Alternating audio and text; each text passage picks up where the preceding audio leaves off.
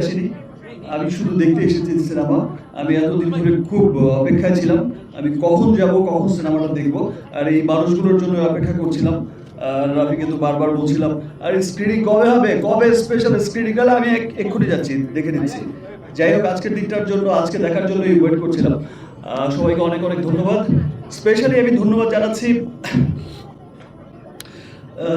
আমার দেশের মানুষকে, যারা হচ্ছে তাদের ঈদ পরবর্তী সময়ে এই কর্মব্যস্ততার মধ্যেও এই যে এত এত শোজ, তারপর টিকিট পাওয়া যাচ্ছে না, আমার ফ্যামিলি বলে ভাই টিকিট দেই, ও বলে টিকিট দেই, ভাই টিকিট দেই।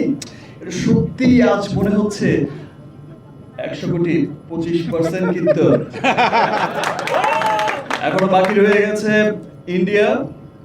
হিন্দি ডাব হচ্ছে তো, যাই হোক, গানটা চালিয়ে দেবো হিন্দি না ভাই ঠিক আছে, ওটা ইন্ডিয়ার জন্য রেখে দিলাম। Pan India